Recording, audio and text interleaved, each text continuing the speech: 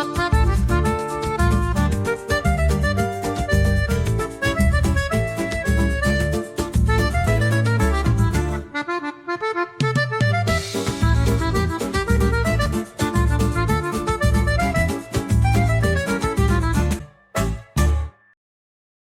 aí, pessoal, tudo bem? Estamos aqui de volta com o nosso programa Favela e Fé, com o pastor Caio Fábio, meu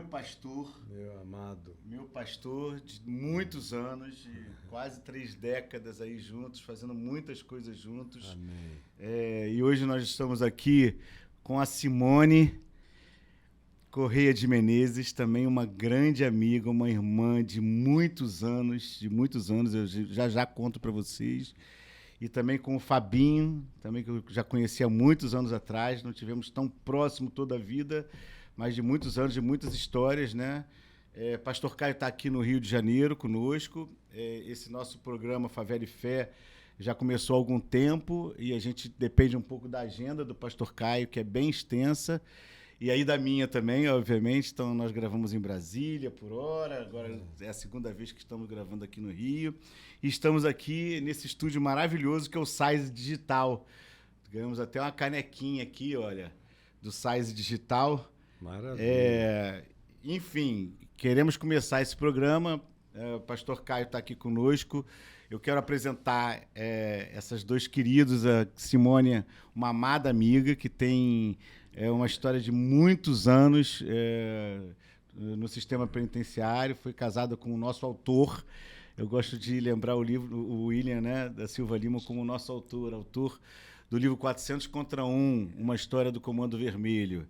Né? Inclusive, nessa nossa última edição, pastor Caio, a gente colocou entre um capítulo e outro poesias que o William escrevia no cárcere, quando estava na época da surda, etc. Né? Simone eu conheci... na época do Santa Marta, quando eu queria organizar e ajudar os familiares de presos, e de repente me falaram assim, olha, a pessoa que mais conhece o sistema penitenciário é a dona Simone, então receba ela aí na Associação de Moradores. Eu recebi Simone na Associação de Moradores, e aí eu ajudei Simone, a dona Paula, a mãe do Fabinho aqui, e outras mulheres, mães, irmãs, esposas, né, de pessoas que estavam no sistema penitenciário, que fundaram a Associação de Familiares e Amigos de Presos. Simone era essa pessoa que estava ali de frente, sempre dialogando, buscando o melhor que podia para esses familiares, principalmente, né? Mas também para melhorar a vida daquelas pessoas que estavam ali dentro, numa situação tão difícil. Além de tudo, com um grande e total embasamento jurídico. Total embasamento. E o Fabinho, naquela época... estava preso e hoje está aqui, graças a Deus, com outros camaradas, com outros irmãos, que hoje tem um podcast chamado 01 Sobreviventes, que pastor Muito Caio esteve lindo. esses Fiquei dias. emocionado, né? lá. E é isso, eu vou passar um pouco a palavra para o pastor Caio, né, para ele poder também começar essa conversa, que depois já vai passar a palavra para vocês aí, vai bater esse papo aí. Desse primeiro bloco, porque depois tem mais 2 queridos também sobreviventes que vão entrar aqui conosco no bloco. Pastor Caio, por favor.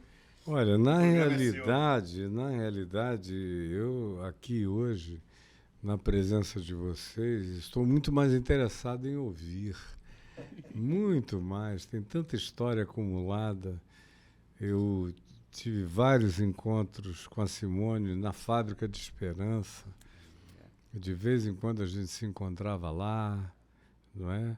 Também havia as mães de Acari, que estavam sempre presentes, e as minhas visitas de terça e quinta-feira em Bangu 1, que eu tentava não faltar, no mínimo às terças, às vezes terças e quintas, e eu ia nas 4 alas, o pessoal dizia, olha, se você escolher ir nas alas do Comando Vermelho, que eram 3, não vá na do 3º Comando. Digo, não, isso é para vocês. Eu vivo noutra.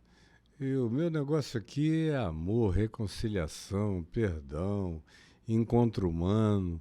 Nunca tive nenhuma reação a não ser de carinho, amor, abraço, acolhimento. Aí a gente ia descobrindo que, além deles ali naquela condição dificílima, Bangu 1 é um bunker desumano, horroroso, baixo, cinzento, perverso, uma construção nazista, de modo que a gente depois ia descobrindo as consequências daquilo nas esposas, nos filhos. E aí eu tinha algumas organizações grandes que eu tinha fundado e que cresceram muito, tinham muitos funcionários, centenas e centenas de voluntários, e a gente ia organizando assistência psicossocial para chegar até as famílias. Fomos descobrindo também o ciúme enorme que o pessoal da carceragem tinha. Ficavam zangados comigo. O senhor parece que só reconhece humanidade nos apenados e nós aqui. Aí eu mandei pintar Bangu 1 todinho. Comprei ventilador até não poder mais. Fiz o negócio ficar fresco. Tentei ganhar o respeito e o carinho deles. Aí começamos a tentar ver se marcávamos jogos de futebol lá para a quadra, para mostrar a não periculosidade da coisa para quem chegava com o espírito desarmado, como era o meu caso. Eu levava meu filho Davi para jogar, ele jogou lá, jogou na Milton Dias Moreira, na Frei Caneca e tudo. Cheguei a levar os filhos do Dr. Nilo Batista para ir que era o governador, para ir também com a gente. Então eu ia envolvendo todo mundo. Levava repórteres de bom coração que queriam ouvir as histórias. E aí, tanto o Gregório Gordo, como o Escadinha, como vários outros, contaram suas histórias para eles em off. E os repórteres saíram chocados, porque as notícias que eles viam na televisão eram daquelas mitificações monstruosas que não tinham nada a ver com a realidade. Enfim, foi um tempo de uma riqueza extraordinária, de convívio humano, 4 anos intensos que foram interrompidos pelo governador Marcelo Alencar, que ficou morrendo de ciúmes, aprontou como pôde contra mim. O prefeito César Maia também, mas o César Maia, que aparentava ser mais doidinho, mas era muito mais humano. Quando o César percebeu que tinha entrado numa furada em relação à minha pessoa, ele me chamou de manhã cedo no escritório dele para um café da manhã, e eu sentei e ele falou: o senhor não tem nenhuma raiva de mim? Eu falei: não, por que eu teria? Você é só uma pessoa totalmente mal informada.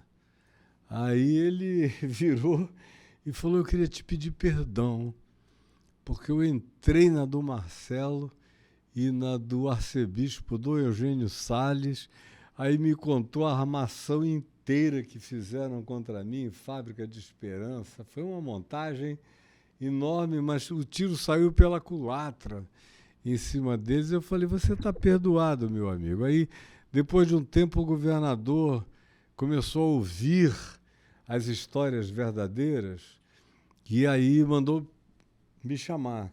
Eu já o conhecia e tal, tinha tido vários encontros com ele, mas não para tratar daquilo.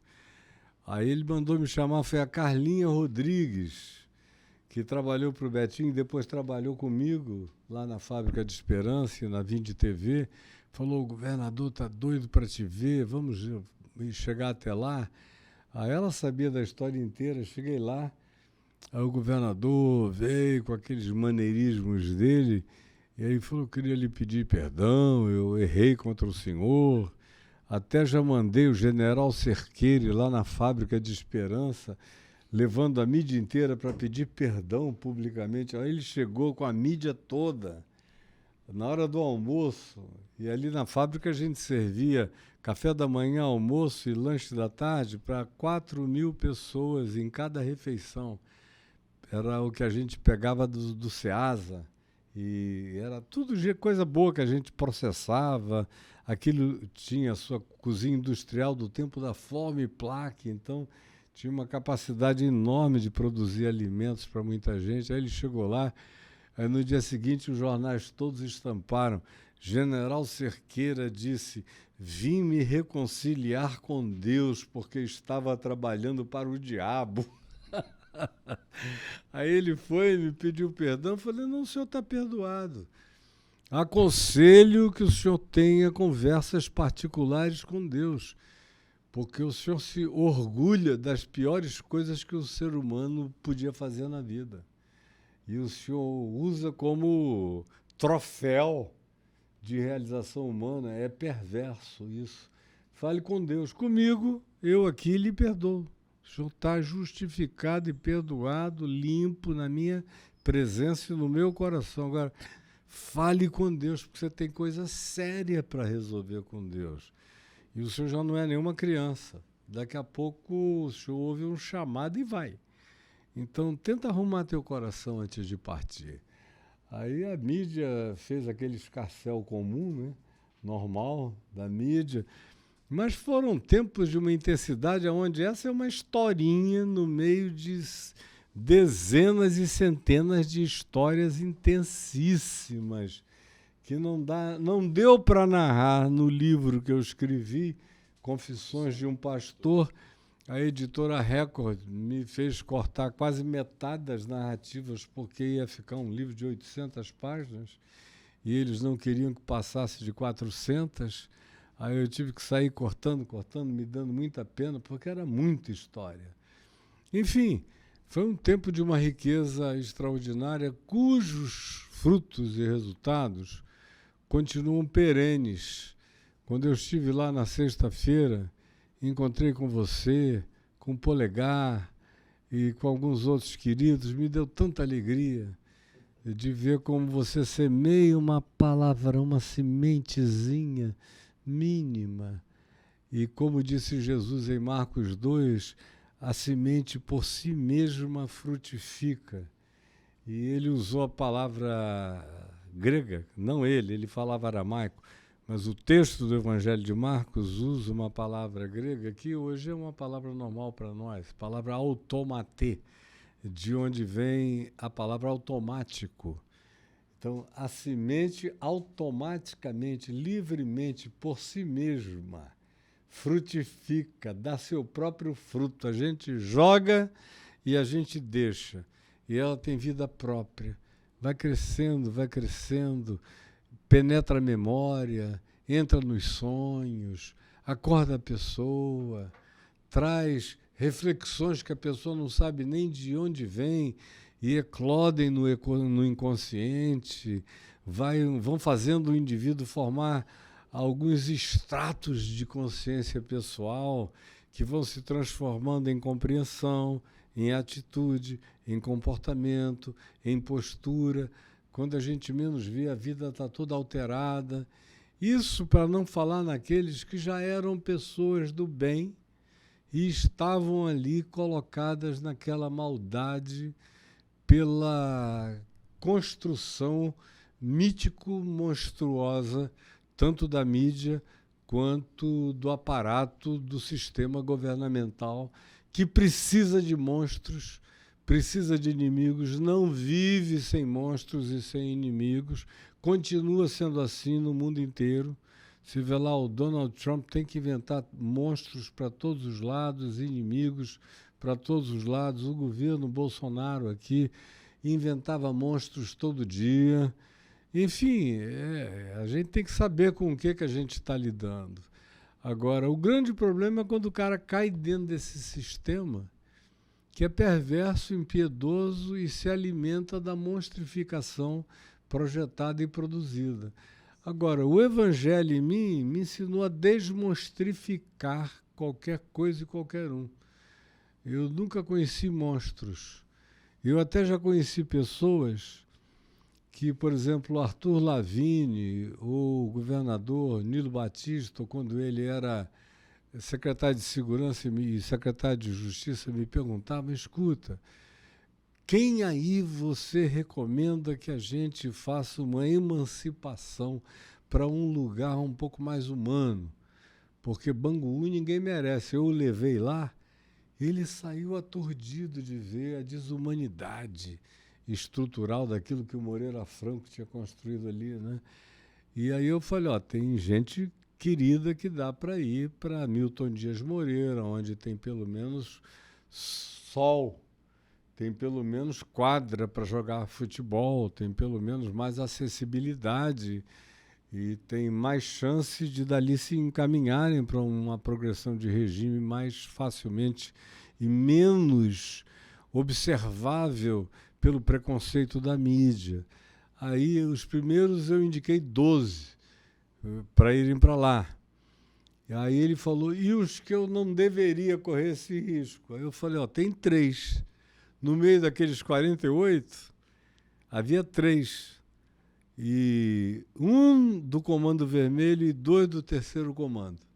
Que eu dizia, são meus queridos, meus amigos, eu chego lá, me amam, me abraçam, me beijam, conversam comigo, mas eu sei que são pessoas que sofreram muito mais do que um problema de natureza social e de preconceito.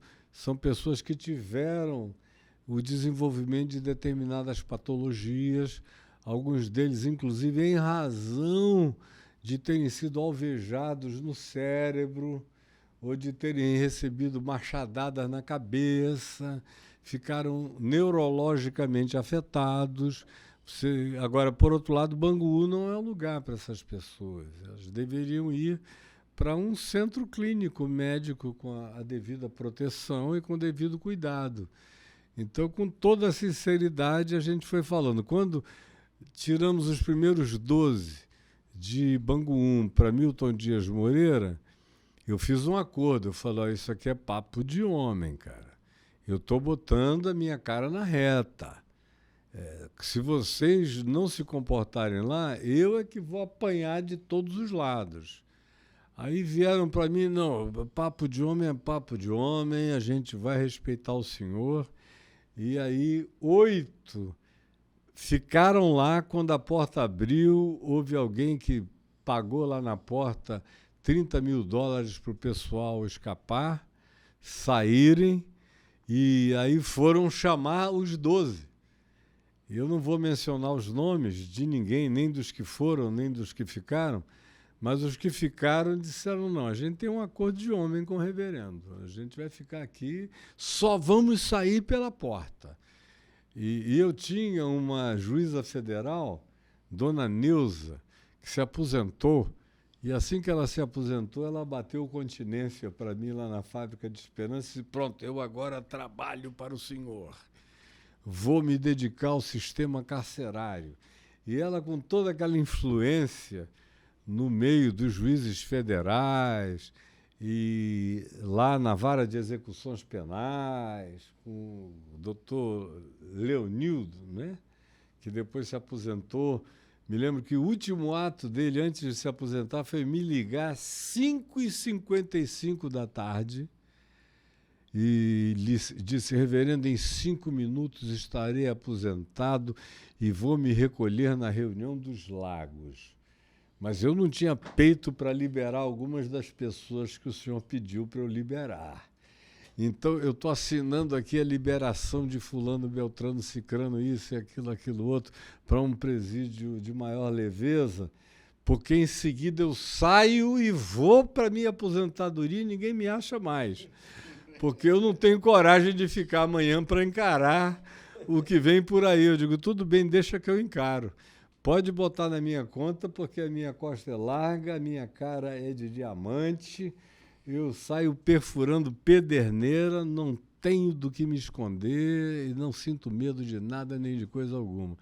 Aí, várias coisas como essas, e tem tanta coisa linda. Agora, naquele período, uma das figuras do Estado imprescindíveis, sem as quais a gente não teria realizado as coisas que realizou, foi o doutor Nilo Batista, que era humano, se emocionava. E eu me lembro da primeira vez que ele foi comigo a Bangu 1, que o Gregório o Gordo o chamou assim à parte, aí fomos eu, ele e o Gregório.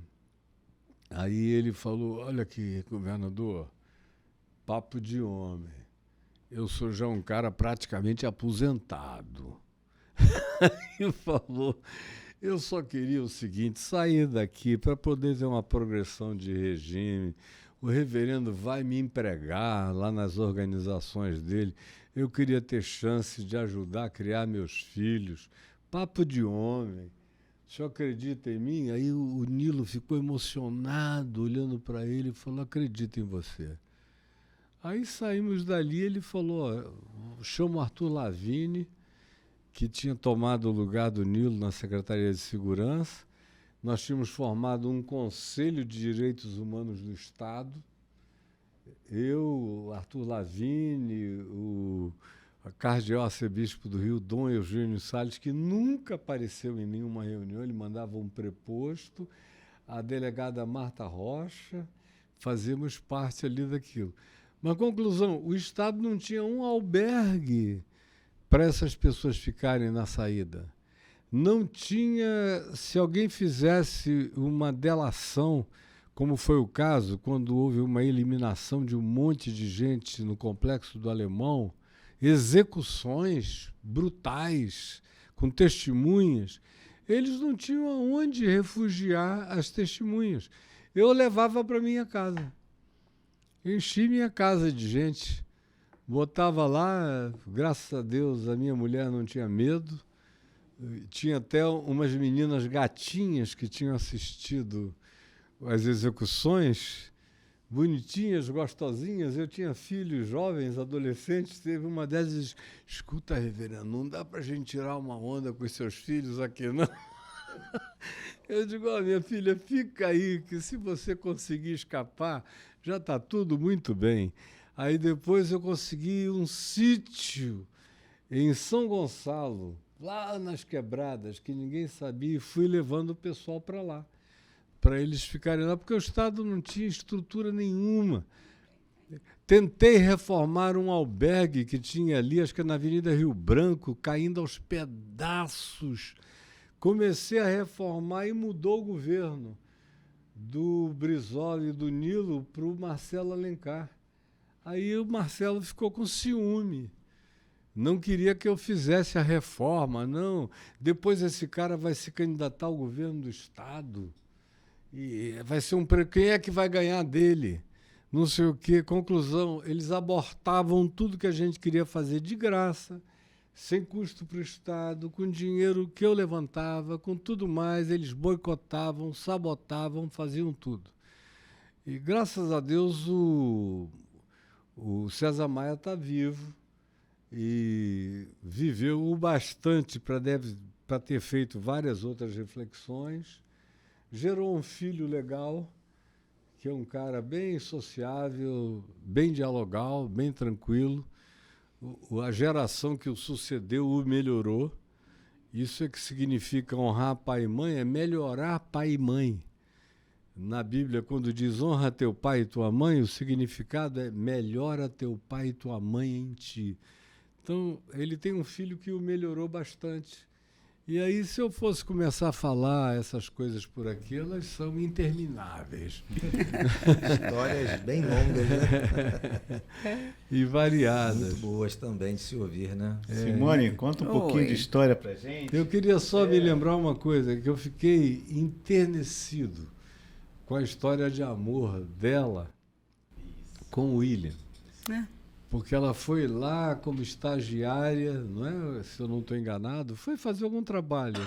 Ainda era na Ilha Grande, se eu não estou enganado. Sim, eu fui estagiária do sistema penitenciário. Eu entrei no sistema penitenciário como estagiária do diretor-geral do DESIP. Naquela época ainda era DESIP, Departamento do Sistema Penitenciário. Me ofereceram para ser diretor, eu disse, Deus me livre, aonde eu estou eu ajudo mais. O William foi uma história de amor. Eu venho de uma família de políticos. Meu avô foi juiz, o cunhado dele, meu tio-avô, foi governador do estado da Bahia, o irmão dele foi senador da República. E quando eu encontrei o William, meu primo irmão era ministro da Saúde, do governo Sarney. E eu sempre gostei de direito, a minha família toda. Ou eram médicos, ou eram advogados. E eu era baiana, sou baiana, vim para o Rio fazer faculdade. A princípio vinha fazer medicina, queria fazer psiquiatria, mas no meio só tinha um vestibular, que era o Seis Gran Rio. E para a medicina, a não ser o de Vassouras. E ninguém me deixou ir para Vassouras, nem morar em Vassouras, era ali sob tutela. E eu fiz direito. Acabei gostando de direito e nunca mais voltei a pensar em fazer medicina. Fui estudar, fui para fazer o FRJ, entrei nos estágios, fui fazer estágio no sistema penitenciário. A princípio, no gabinete. Depois a gente viu que tinha necessidade da ponta. Aí fui fazer Galpão da Quinta. Galpão da Quinta, fizemos todo um levantamento no galpão. Quando veio, isso foi em 80. Em 83 para 84, a lei de execução penal mudou completamente. Ela vem oriunda do direito italiano, então ela trouxe coisas que não existiam naquela época para o preso. Então, foi a obrigação de todo jurídico do sistema penitenciário trabalhar na aplicação da nova lei. Quem é esse preso que está no sistema penitenciário que tem direito a esses novos direitos que foram acessados agora por essa nova população? E a gente foi do gabinete fazer levantamento. Ilha Grande, tiro, porrada e bomba naquela época. Um outro tipo de guarda penitenciário, muito álcool. O sistema penitenciário é fogo. O funcionário era um funcionário de carreira, antigo, morador da ilha, ilhéu, nossa, uma boa maioria, mas com vícios muito complexos. Você bebe, não tinha o que fazer, aí você subia, ia lá para o presídio, tirava-se uns 30 e... O sistema penitenciário hoje ele mudou. Ele continua complexo, difícil, pobre, sem perspectivas, como sempre foi. Não há trabalho, não há perspectiva de reintegração, não existe um projeto de absorção de mão de obra, seja qualificada ou para ser qualificada pelo governo, nem federal, nem estadual, nem municipal. Nunca houve, até hoje não há. Cadeia dá dinheiro, cadeia dá dinheiro e muito. Não é à toa que ela está assim. Todos. Cantina de guarda, depois que cantina virou sócio de guarda preso, comida, que antigamente era uma coisa bem interessante, porque era trabalho. O preso, primeiro, ele aprendia uma profissão, ele aprendia a cozinhar, ele fazia coisa boa para ele e com o companheiro, porque ele sabia que ele ia comer, o companheiro dele ia comer, então não era feito de qualquer jeito, ponta de coisa, tudo jogado de qualquer jeito, aquela coisa quase que azeda. Aquela xepa nojenta. Né? Então era uma comida bem feita, só que isso não tinha nenhum interesse para o Estado. Mas isso era resgate, isso era trabalho de volta à sociedade. Mas isso também nunca foi desenvolvido. Então é mais fácil você fazer o que eles fizeram, você distribuir o sistema penitenciário por todos os 171 da área. Então virou um grande negócio. Você come mal. Eu me lembro de Bangu, comida vinha de Niterói, mas ela não vinha de Niterói direto para Bangu, ela vinha fazendo um roteiro. Primeiro ela passava nas cadeias de Niterói, descarregava, atravessava a ponte, aí começava Frei Caneca, toda aquela área ali, aí depois ele ia a Água Santa, e a Água Santa ele caía na Avenida Brasil. Quando ele chegava em Bangu, ela estava azeda. Pergunta a mãe dele. A mãe dele é uma das pessoas que a gente fiscalizava as panelas. Você abria assim, às vezes tinha uns bichinhos desse tamanho, branquinho, assim, ó, na borda dela. Você se queixa para quem? Para o diretor da unidade prisional? Se queixa para o guarda? Não tem para quem se queixar. Foi aí que houve a necessidade da gente se juntar para pleitear do Estado aquilo que ele tinha a obrigação de fazer, né? Quer dizer, a gente acabou sendo... Pois é, você acaba sendo militante na marra, né? Quer dizer, ali era um amor de mãe com a mãe dele, um amor de mulher, né? William foi a pessoa que eu escolhi viver. Foi complexo? Foi. Abrir mão de muita coisa? Abri. Tive que trocar toda a minha vida? Claro que sim. Faria tudo de novo? Faria. Foi o homem que eu escolhi. Eu não quero outro. Não me casei de novo. Não precisava de outra pessoa. Foi a pessoa que eu escolhi viver. Temos ajuste a fazer em algum momento lá no universo? Sim, claro. Um grande marido, um pai complexo, como todo pai preso. Ele não está no dia a dia da família. Ele é aquele cara que às vezes quer botar para quebrar em cima do filho, mas ele diz, caraca, eu não estou em casa, cara. Como é que eu faço? Ele não vai, sabe? Eu não estou no dia a dia dele. Então, a única vez, às vezes, que ele consegue vir de boa, é esse dia que eu tenho que agarrar no pescoço dele. Então, vou fazer por menos. Mas essa mãe precisa. Então, é uma vida muito difícil. Essa troca, você querer um equilíbrio familiar dentro de tanta perspectiva desequilibrada. É muito complexo você acordar seu filho 1h30, 2h da manhã e dizer assim, ó, começa a se arrumar.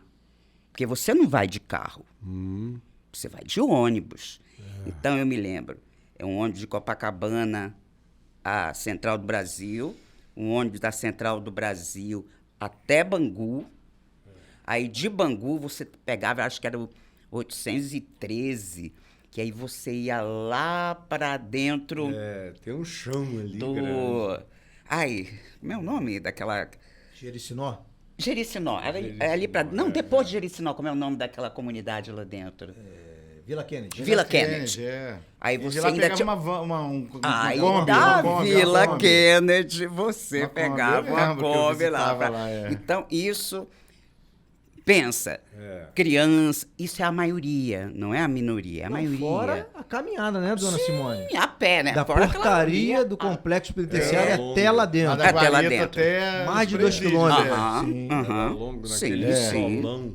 Carregando bolsa. Bolsa, sacola. Quer dizer... E foi aí que a gente se encontrou. Essa história foi muito legal, que eu estava contando até para você, Patrick, antes aqui. Que a gente começou lá a ver as dificuldades dos familiares e amigos de presos que visitavam, né? Lá no Santa Marta tinha uns 40. E aí eu falei assim, gente, vamos reunir aqui, ver o que a gente pode fazer para melhorar e tudo mais. Aí esse acolhimento ali, aquele negócio da gente reunir todos os familiares e amigos, começou a repercutir no sistema penitenciário. E aí o pessoal lá do sistema penitenciário falou assim, André, para tudo, tá lindo o que você está fazendo, mas você precisa conversar com a Simone, porque é a pessoa mais antiga do sistema penitenciário. No caso, era a pessoa mais indicada para isso. E aí eu falei assim, vem. Aí foi quando apareceu a Simone juntou as mulheres, a sua mãe, né? Várias outras, né? Irmãs, mães, esposas, né? Aliás, é muito legal, eu estava vindo com o senhor naquele dia da gravação do podcast de vocês, com a esposa do Polegar, né? Que estão 30 anos juntos. Eu acho muito bonito, porque Simone...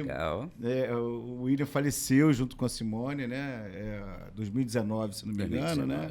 E esses amores, né? Eu acho que um dia a gente vai gravar um podcast aqui com essas mulheres, né?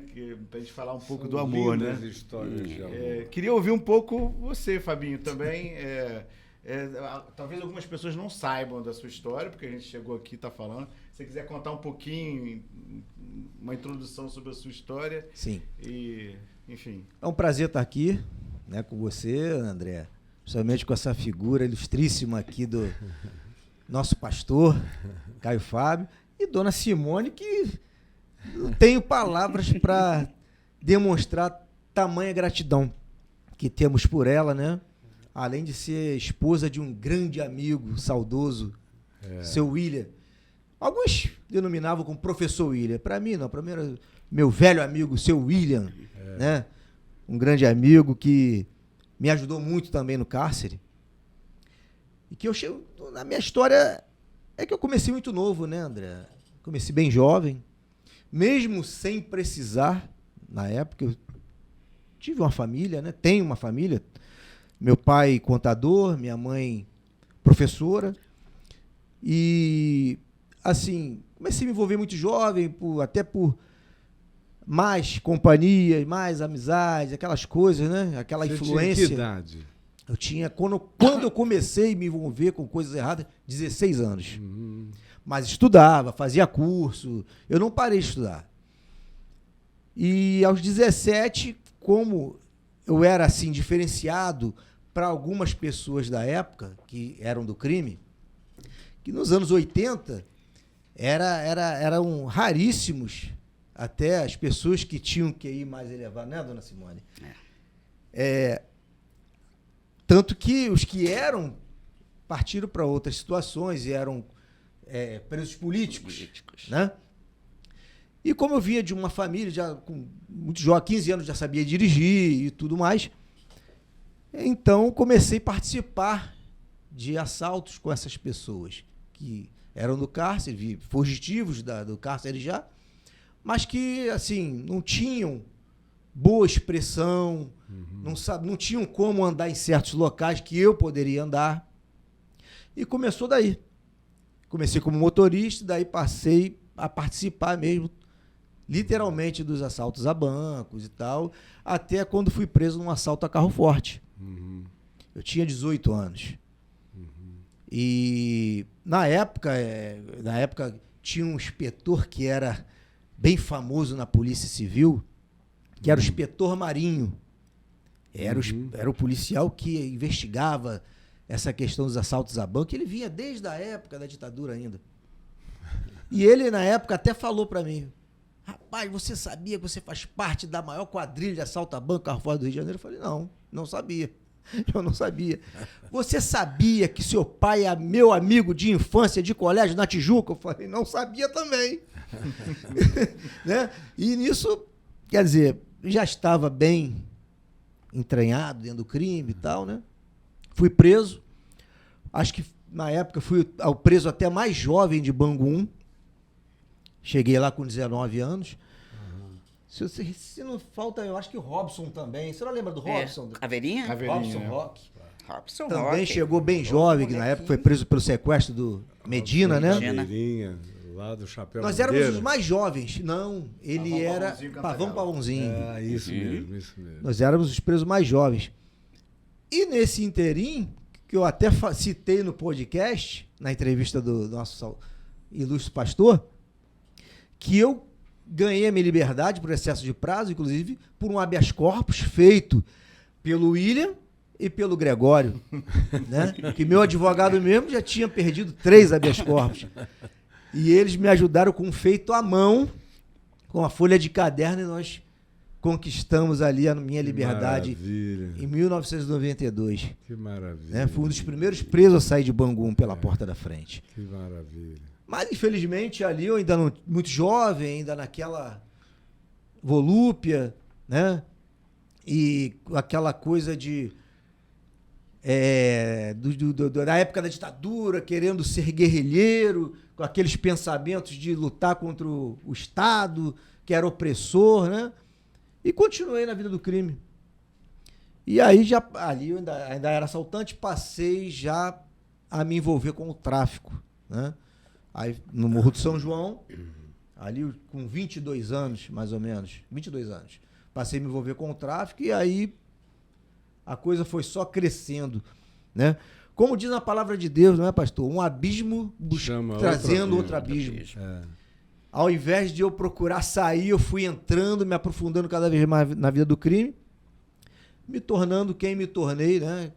Acabei me tornando depois dono de favela de Manguinhos, do tráfico, né, de drogas ali, e um dos maiores traficantes do estado, e a coisa foi bem pesada.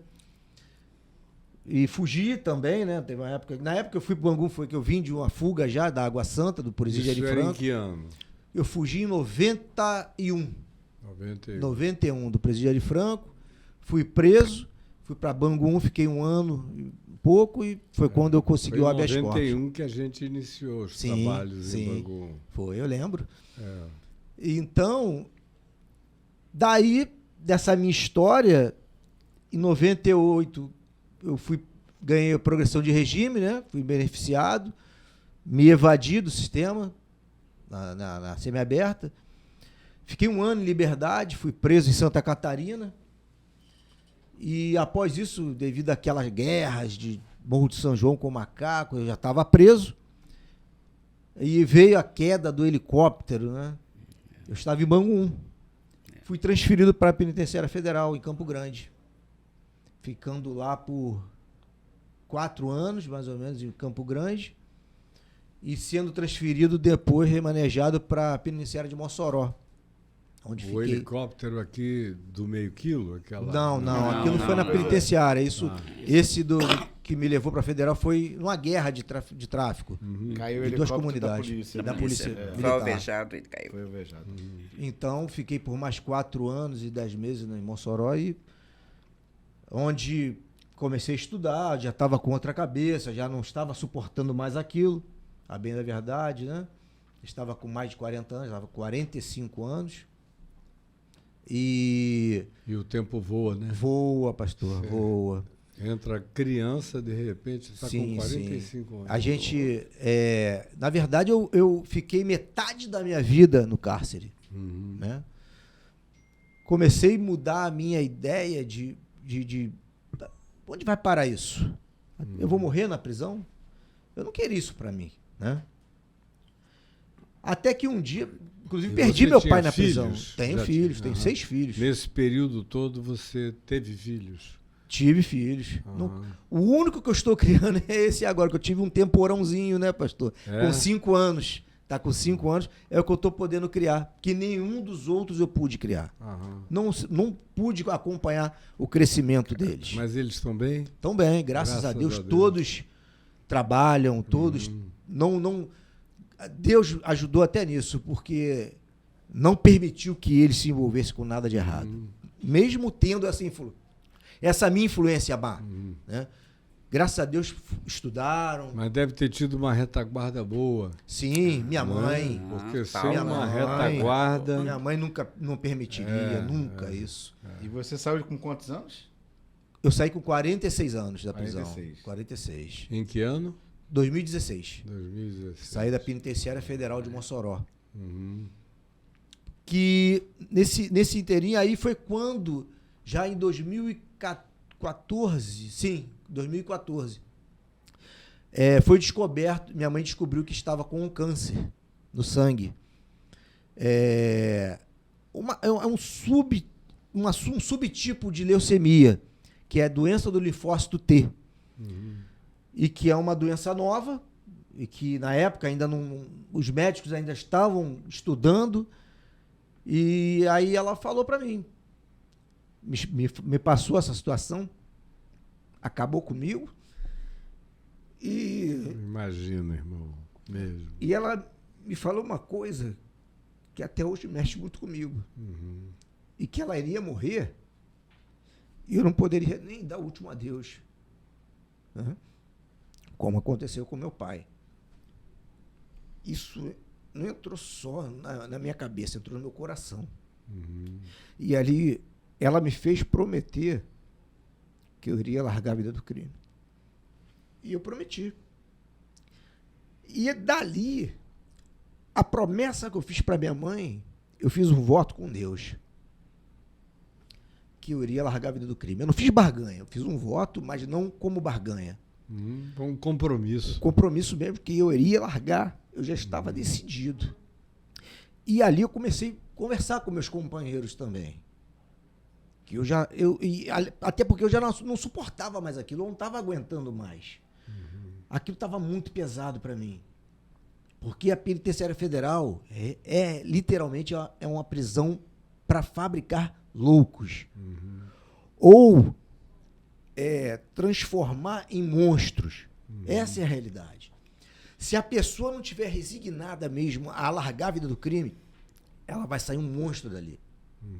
Vai sair 1000 vezes pior do que quando chegou. Porque aquilo ali é revoltante demais, até pelo o tratamento que é dado ao preso ali. Embora eles falem aí que um tratamento digno, respeitoso. Mentira! É mentira. O tratamento é totalmente desumano, no sentido, não digo de espancamento não, porque, sinceramente, porque se fosse até o espancamento, eu bancaria. Porque a gente passou por muita coisa, não é, dona Simone? De entrar 500 policiais dentro da cadeia e meter o pau na gente, e a gente cair pra dentro e tacar pedra, e eles darem tiro e a gente cair pra cima. Nós nunca nos acovardamos. Mas o pior ali é a tortura psicológica. Essa é a pior. Você... É contínua. A pessoa dentro, quando já ela inicia no sistema penitenciário federal, a primeira coisa que ela ouve, que você não tem direitos. Ou melhor, só tem 2 direitos. O primeiro é não ter algum, e o segundo é não abusar do único que se tem. Aí tem que ficar no isolamento por 20 dias, sem carta, sem livro, sem uma revista, nada. Por 24 horas trancado naquela cela toda branca, com aquela luz acesa no rosto. Quer dizer, é terrível aquilo, já começa por aí. E já invadem, toda hora invadem, gritando, e xingamentos, e empurram, e agridem, sabe? Xingamentos assim, totalmente de baixíssimos calão, para levar o cara até, sabe, o fundo do poço. O cara, até a hora que o cara não aguenta aquilo e acaba cometendo uma loucura, ou ele está algemado para trás, e o cara se desespera e acaba fazendo uma besteira, sabe? E mesmo quando você é ofendido na sua moral, ofendido na sua família, você tem que ficar quieto, porque eles, se o cara te xinga, você fala, é você, o preso responde por aquilo, por desacato à autoridade. Mas ele me ofendeu primeiro, mas ele tem o direito de te ofender. Por mais que, se ele esteja errado, mas a razão que prevalecerá será sempre do agente. Vocês nunca têm razão. Aqui vocês são a escória do país. Então, isso tudo, cara, foi mexendo muito, sabe, comigo. Então eu decidi que eu não queria mais o crime. Não servia mais para mim. Eu não aguentava mais aquilo. Até porque algumas vezes passou pela minha cabeça até de eu mesmo tirar minha vida. Pois é, isso que eu ia perguntar. E os índices de suicídio? São altíssimos. Não divulgam. Mas só do Rio nós já tivemos 2 casos que foram divulgados, que foi do Elias Maluco e do... Se eu não me engano, o nome dele é... Não me lembro agora, é Mica, o Mica. Se mataram. Fora outros mais de outros estados que se matam, mas não são divulgados, e outros que tentam. Né? Tentam suicídio, mas às vezes se arrependem na hora, alguns já cortaram o pulso com a lâmina, né, do barbeador. Né? Outros que tentam se enforcar, mas às vezes Deus até que eu acho que rompe ali o lençol ou a camisa, né? Tivemos um caso, inclusive, de um preso que ele era baiano, porém era preso de Tocantins, Adão. Era um negro forte, rapaz. Capoeirista, dona Simone, mas forte demais. Pra senhora ver, ele fazia flexão de braço com um braço só. Uau. Muito forte. E ele começou a dar sinais de esquizofrenia. E ele pedia ajuda, dona Simone. Ele pedia socorro. Falava com os guardas, eu estou escutando vozes. Eu estou escutando, mandando me matar, mas eu não quero, eu quero ajuda e tal. Sabe o que os guardas falavam, dona Simone? O que está faltando? Acorda, vou trazer uma para você. Lá, as latas de spray de pimenta são parecidas com aqueles extintores de incêndio de carro, aquela enorme. Eles abriam a portinhola da cela e eles despejavam aquilo tudo dentro da cela do cara. E fechavam. Muita história. Deixa eu ver, às vezes a gente no banho de sol, no outro lado da galeria, a gente se incomodava de ficar tossindo com aquele... Imagina o Adão. Muita Até história, que um né? dia, as camisas de manga comprida são tão finas que a gente malhando, elas se descosturam. As mangas soltam. Você vê um cara que deveria pesar mais de 100 quilos de músculos. Ele era muito forte. Ele amarrou uma manga na ventana da porta, sentou tem uma Um parapeito. Um parapeitozinho. E sentou ali e pulou. A senhora acredita que a camisa não arrebentou? Não descosturou? Olha como é que o inimigo joga sujo. Incrível. Muita história, muita história. Então, dali, eu preferi, André, mudar a minha história. Sem falar nos suicidados, né? Sim, muitos se suicidaram. Não, mas nos que não se que suicidaram não e foram suicidados. Sim, né? sim, sim. Como foi o caso do Jorge Luiz, lá na Barra da Tijuca, lá Jorge Luiz do Acari. Sim, eu lembro disso. Então, eu queria mudar a minha história. Eu queria que a minha história servisse de exemplo para outras pessoas que ainda estão lá e que outras que ainda pensam em entrar para a vida do crime, sabe, André? Eu pensei e falei, não, eu tenho que mudar minha história. Comecei a estudar e fiz o Enem, fiz o vestibular, fui aprovado, ganhei uma bolsa integral no Instituto Federal do Rio Grande do Norte. Só que o que eu pretendia cursar não permitiram, que era direito. Não permitiram. Só me deram duas opções. Teologia. Qual foi a razão de você não porque ter a acesso? alegação deles é que eu teria que usar a internet e eu não posso ter Mas acesso. você esqueceu o que eles disseram? Você não tem direito. Não tem direitos.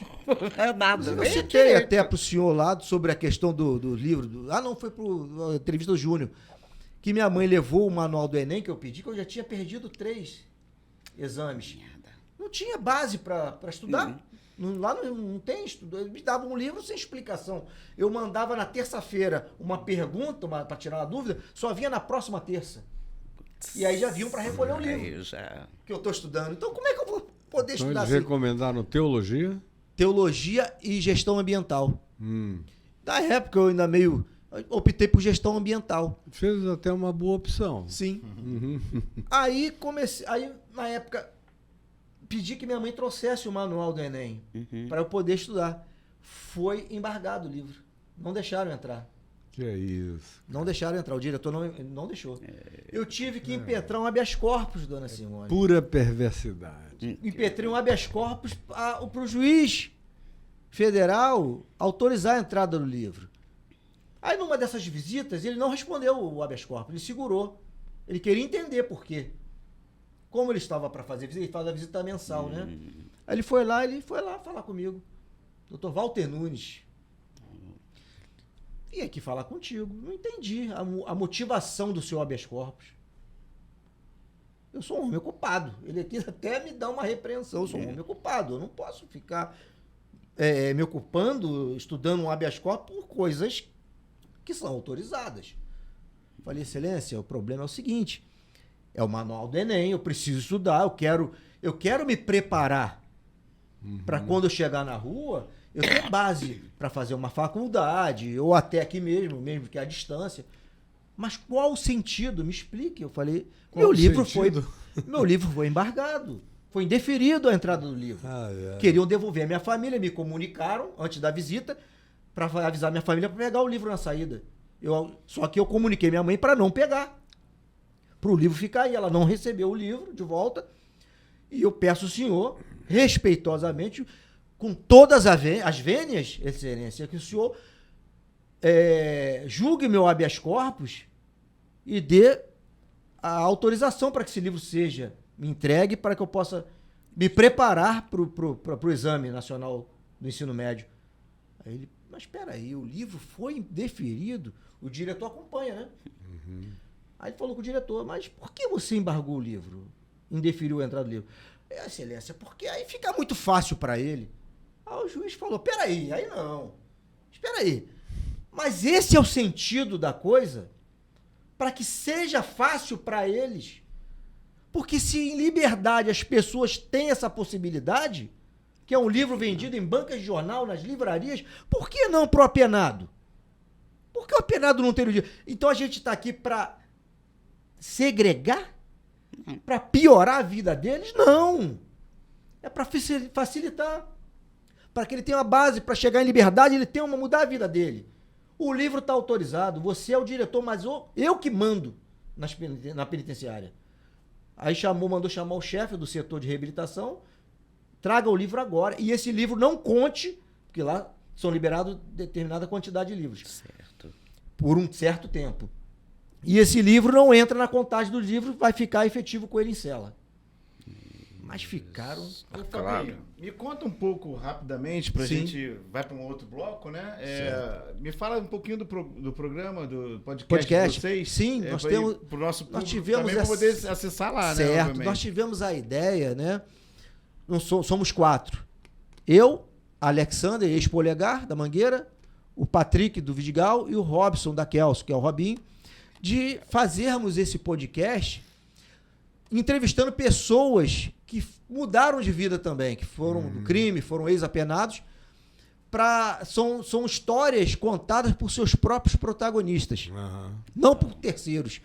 Para que essas pessoas que têm essa intenção de entrar para o crime mudem a sua perspectiva de vida. Tenham uma nova visão de todo o sofrimento que é o cárcere. Isso quando não se perde a vida antes, né? Então vão lá pessoas que já têm sequelas de tiro, tem tiro na cabeça, pessoas assim como eu, o Alex, eu cumpri 25 anos, o Alex 18, Robinho 11. Então nós contamos essas histórias para que as pessoas que nos ouvem possam pensar melhor antes de cometer um crime, cometer atos ilícitos, para que não voltem, nem vá para a prisão, né? 01 sobreviventes. 01 né? sobreviventes. Então, gente, todas as redes. Instagram, YouTube, 01 sobreviventes. TikTok. Né? Pastor Caio esteve lá agora recentemente. Tivemos a honra de entrevistar. O programa dele já está aí no ar. Quem quiser ver, 01 sobreviventes, deve estar também no seu canal. Não sei. Tá junto. O canal do Pastor Caio também. E a gente, infelizmente, publicação conjunta. Está chegando ao fim desse primeiro bloco, né? Quero agradecer, porque também a gente tem aí 2 outros parceiros que estão aí também para entrar no próximo bloco, né? Estejam conosco, né? Nosso canal do YouTube, a gente está chamando agora Pastor Caio de TV. A NF está totalmente reformulado, vai ser super fácil agora achar todo o nosso conteúdo, né? Beleza. Convidar vocês para acessarem nossas redes, nosso portal www.anf.org.br. Mais uma vez, agradecer a SD Digital. Se vocês quiserem um estúdio muito bom de podcast, é aqui que vocês vão encontrar, né? Agradecer a presença da Simone também. Se vocês quiserem tomar as melhores cervejas do Rio de Janeiro, é o Rio Tap Beer House. Tem que fazer uma publicidade também, né? Eu estou precisando ir lá conhecer essa variedade de sabores. Bom. Só que eu quero levar a minha mulher e uma filha minha que é... A Bruna já conhece. Já conhece? Ela que vai levá-la. Então ela vai me levar. Rio Tap Beer House, a melhor carta de cerveja, eleito pela Veja, Rio 2 vezes, né? Tem que levar o pessoal lá para conhecer. Vamos lá. E a gente vai ficar por aqui com esse bloco. Vamos entrar para o próximo bloco. Quero agradecer mais uma vez Pastor Caio aqui na Agência de Notícias das Favelas, comandando junto conosco aí o Favela e Fé. E é isso, foi muita fé para vocês chegarem até aqui. Eu me arrepio, Fabinho, de ver você aqui, Simone, com todo o progresso que ela e a família. Eu sempre me emociono quando eu falo dela e da família dela. Ontem eu fiquei muito emocionado quando a gente falou ontem à noite no WhatsApp e eu vi que a estruturação está bem feita, o social media, tudo isso, eles estão fazendo com começo, meio e fim. Tudo organizadinho. Lindo. Eu fiquei todo feliz, fiquei emocionado, Fabinho. E estamos trocando, né? Mesmo. Estamos trocando. Tem aí uma caneca que já o pessoal vai divulgar aí. Inclusive, também. trouxemos para presentear o pastor, você, André, a dona Simone. Tá? Trouxemos a nossa... Ele exagera, ele bota o meu rosto e o meu nome aqui, eu sou só um coadjuvante. Esse programa só existe, bom, pelo menos o nosso, por causa do Pastor Caio, né? Essa foi a nossa ideia de realmente falar sobre favela e fé, porque cada um pode até ter a sua religião na favela, mas todos têm uma fé, que é o que nos move para estar aqui agora, que nos moveu a Simone para ter criado tudo que criou e criado os filhos que estão hoje com uma família linda. Você, Simone, você é muito linda, Paula, minha querida, muito linda. E a gente tem aqui sou mais uma louca. Fábio falando sempre. Mas os loucos são felizes. Obrigado, gente. Eu que agradeço, André, pelo convite. Estou muito feliz de estar aqui com você, com o pastor, com a dona Simone, que tanto nos ajudou, você também, na época da Associação de Familiares e Amigos dos Presos, né? Que sofreram tanto por nós, até perseguição elas sofreram do Estado. Então, essas mulheres merecem todo o nosso louvor. Que maravilha. Sobrevivente, né? Sobrevivente. Maravilha.